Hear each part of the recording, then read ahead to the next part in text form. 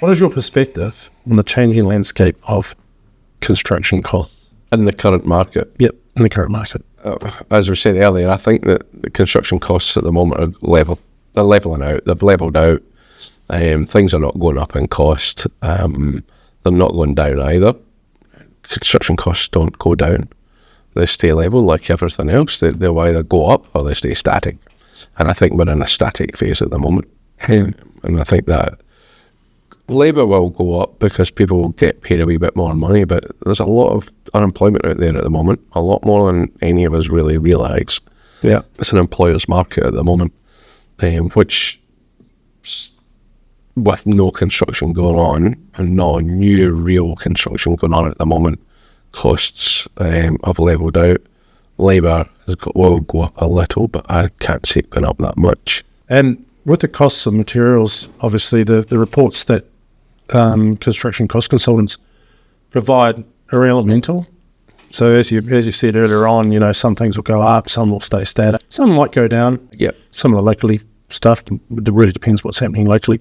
So, I mean, ultimately that's the difference between us and valuers is that we deal with every element. Yeah, and we play by the current market.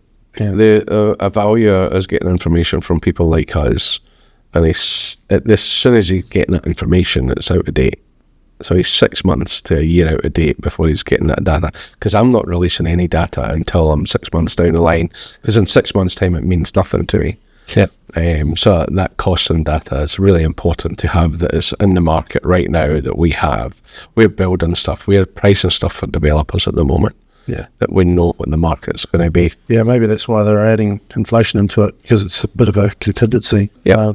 A protector, and it protects them. It doesn't protect anybody else. It just totally inflates the market, and it's not uncommon at the moment to see valuers throwing inflation costs in, and just goes on and on and on. It should be end to doom and gloom, and we should be climbing out of it pretty soon. I would say a couple of years before we're really out of it, but I think we'll see a lot more developers coming to us probably third quarter for us, which is January to March. I think we'll see a lot more action for us. And we'll generally see it one of the first people to see it. Yeah. Because we'll see the developers will find a bit of land. Some of them will come to us and say with their feasibility and ask us to have a look at the feasibilities for them. And then when they do that, it depends whether they buy the land or not. And land costs are very expensive at the moment. Yeah. And that's what's blowing everything out, the property prices. But we are still short on houses. Fair. So we've got a chicken and egg for short on houses, and we've not built any. So I can see that we've got a lull. We're in a lull at the moment. Nothing that's getting built at the moment from a developer was on the books for the last 2 years. They were started getting built before that, or they were right to ready and they were all financed up to get ready, so they had to start. There's nothing new come to the table in the last 2 years. So we've got a whole coming of houses, and we've not got enough. And we've still got more people, immigrants coming in, which is great for the economy and it's great for the country. So you've got this lull of houses, so we're going to have a 2-year gap of no houses. Yeah. And that's when you see your house prices start to... Do the house prices go back up again? Do we have that mad influx that we had after? I don't know. I don't know what's going to happen. Yeah. We are going to have a lull of not enough houses in the whole of New Zealand.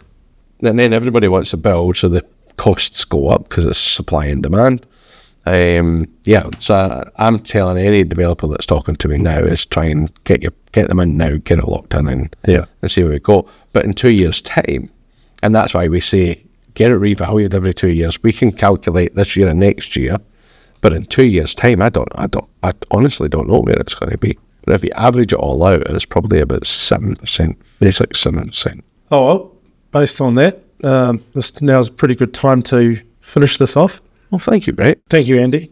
This has been insightful, and hopefully insightful for people watching it. And we are talking about these things. This isn't just a put-on thing. We do discuss this all the time. Yep. So, yeah, thank you. Thank you.